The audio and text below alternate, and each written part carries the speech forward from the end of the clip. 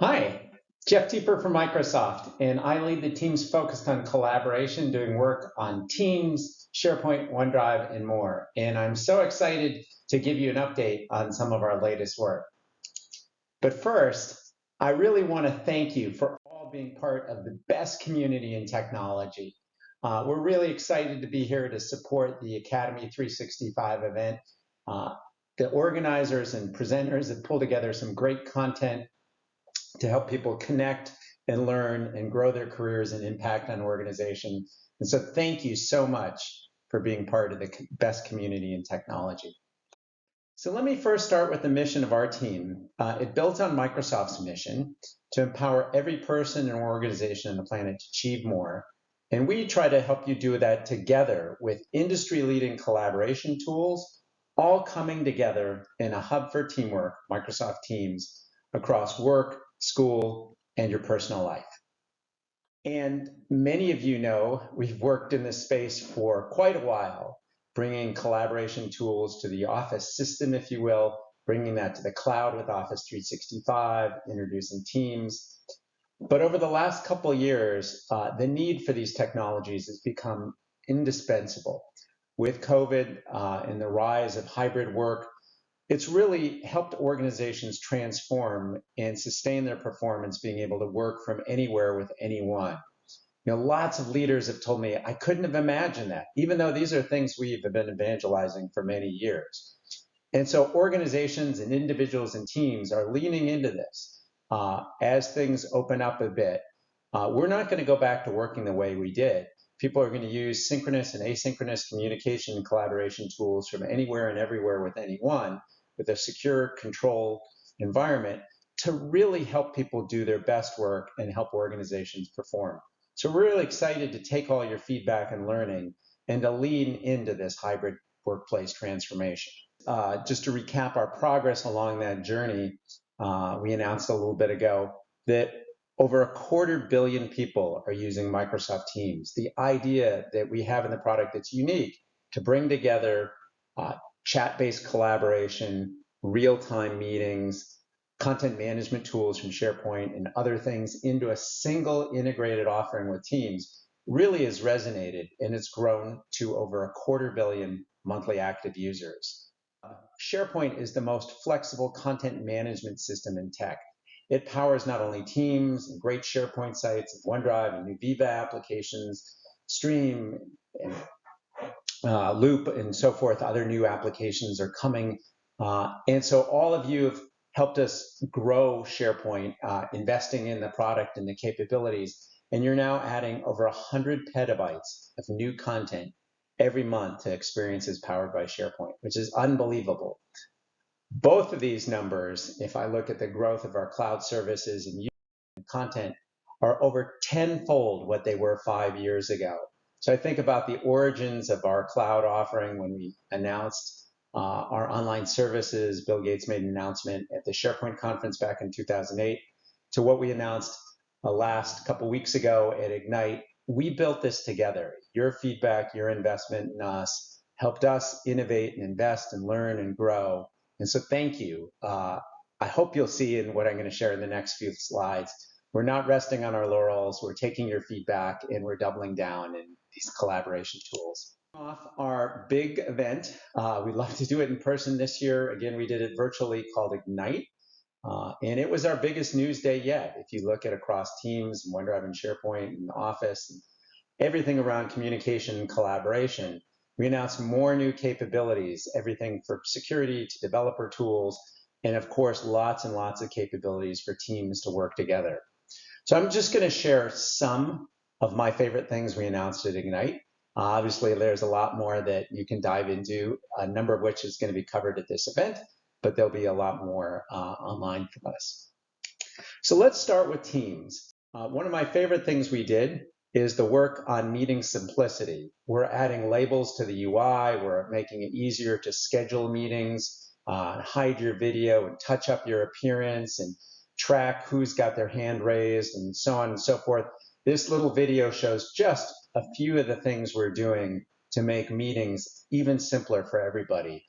So you can get in right in a few seconds and get going with your meeting. And a lot more is coming here. Similarly, we're making a lot of enhancements in chats and channels. This is showing some of the fun things we're doing with new emojis and chats. We're adding more compact views so you can get more content on the screen, adding new business application capabilities with things like dynamics. And I'll talk about a few of these things, but hopefully you'll take away. In the core capabilities in meetings and chat and channels, we're very focused first on simplicity and delight in the experience. The other thing that's a big investment for us is helping organizations communicate inside and outside their company with something called Teams Connect.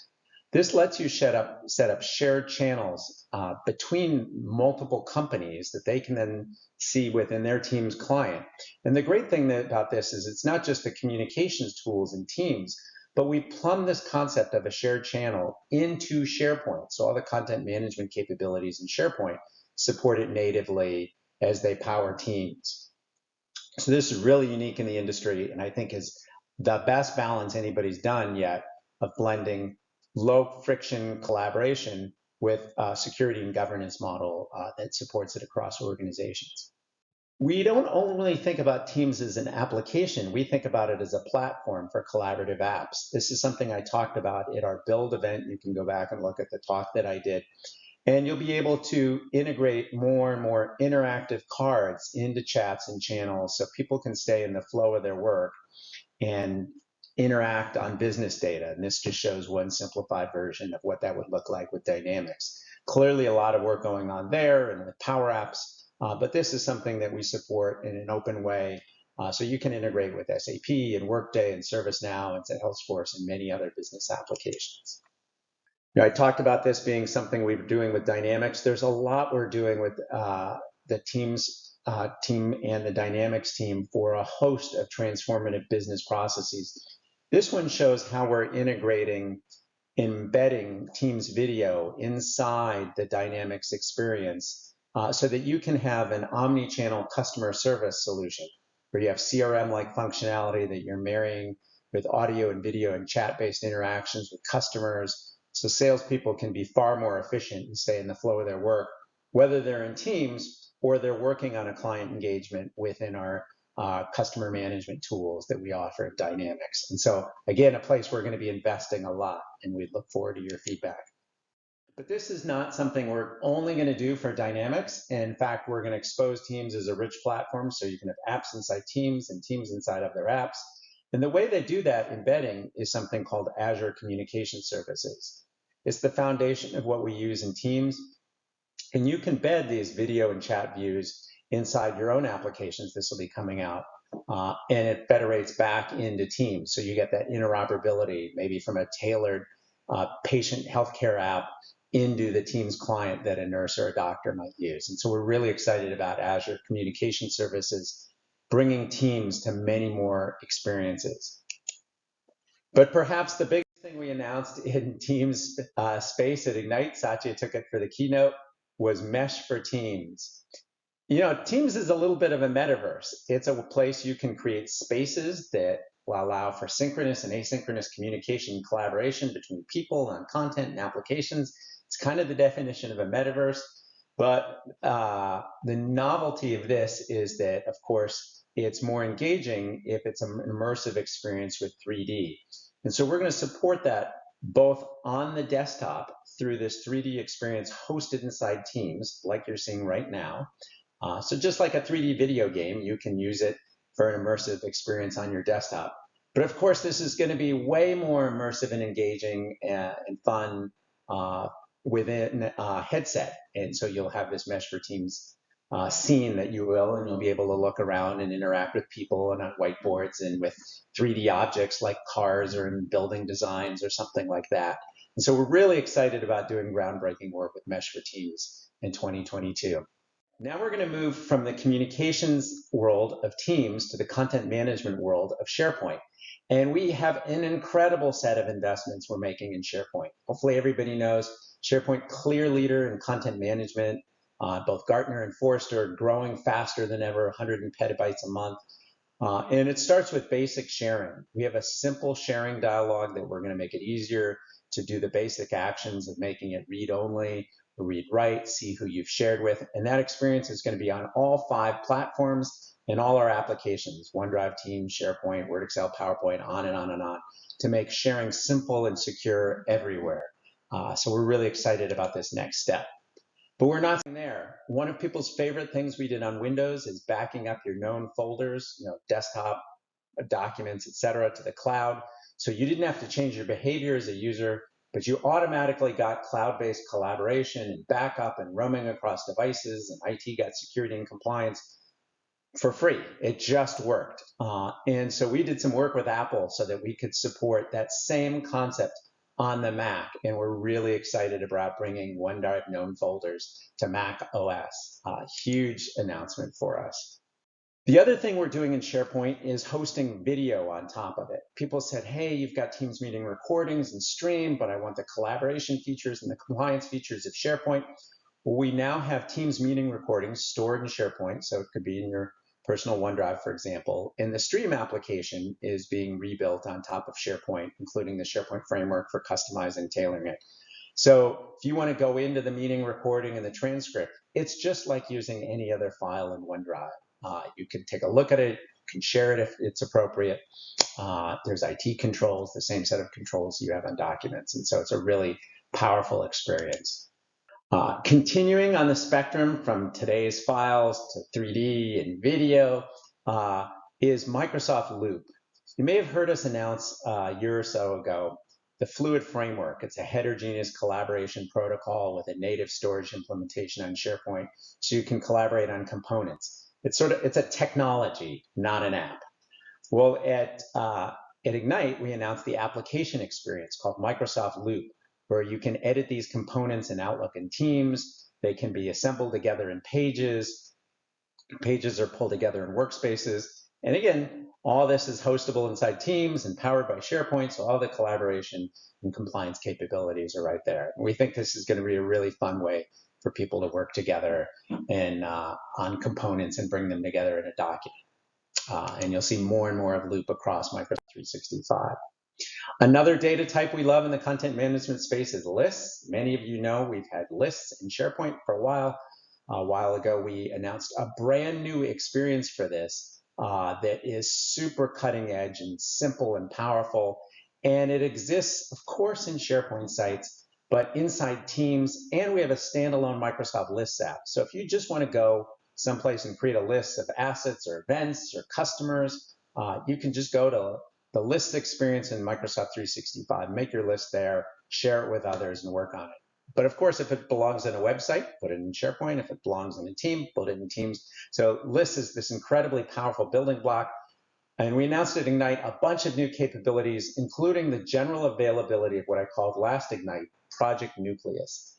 This is using the OneDrive Sync client and SQLite database on the client, and we host our web application on top of it. The JavaScript runs on the desktop as opposed to being delivered exclusively from the cloud and bound to data in the cloud.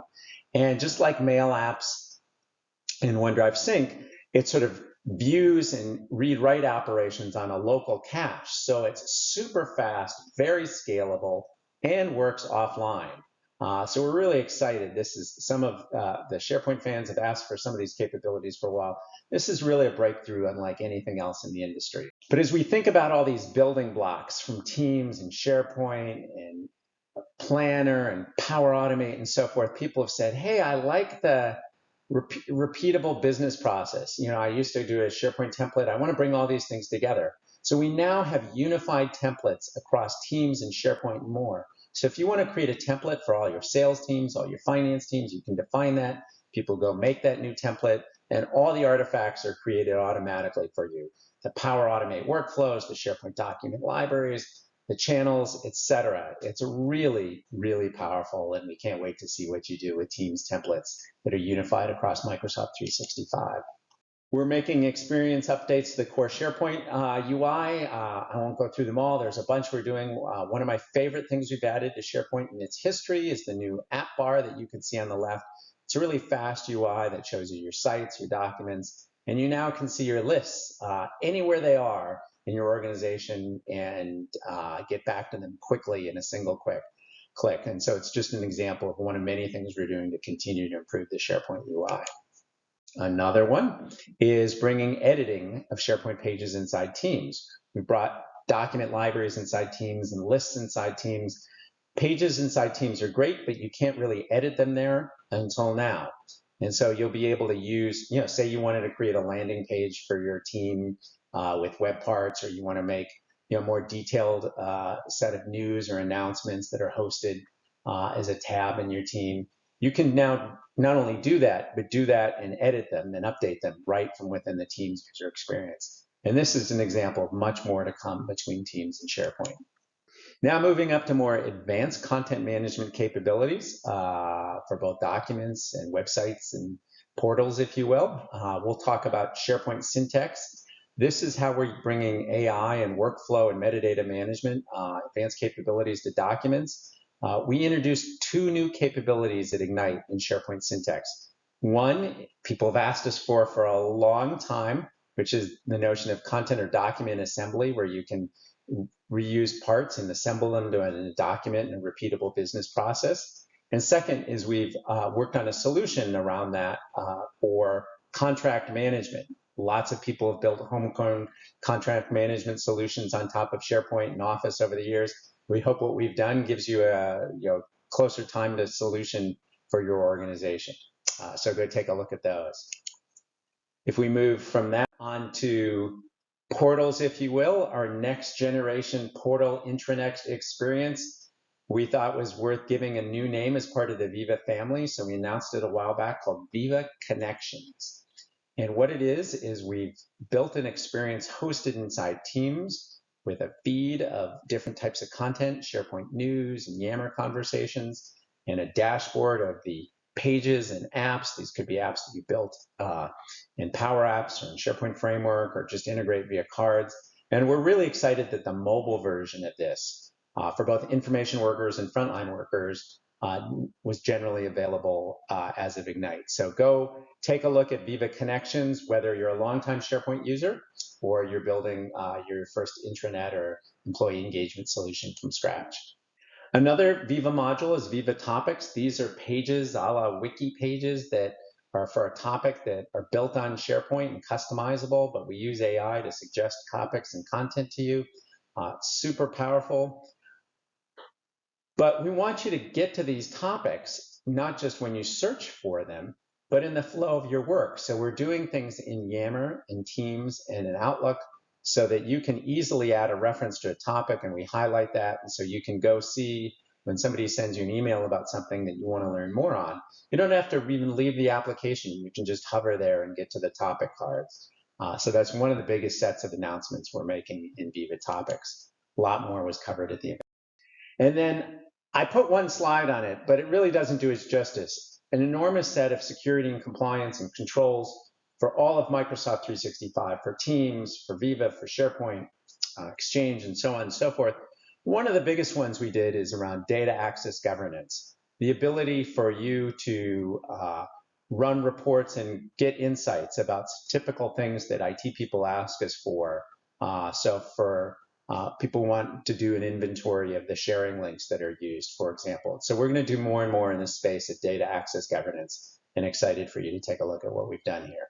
I really just scratched the surface. I've spent a few minutes grabbing screenshots of some of my favorite things, but I know there's a lot more we announced, and so feel free, please do go visit the Ignite site and watch some of the drill down sessions. I know MVPs and other community leaders are pulling together sessions for this event where they're going to share their takes on some of our news and encourage you to get their fresh perspective. It's great to see the insights they have on our announcements. And I will just close to thank all of you for all your support of Microsoft. Hopefully you've seen us invest based on your feedback. We're really thrilled and honored to be part of the best community in technology. And please do thank the speakers and organizers of this event. They work super hard for you, and we're all very lucky that they're here to share the latest technology and best practices with you all. So Jeff Teper, on behalf of Microsoft, thank you very much.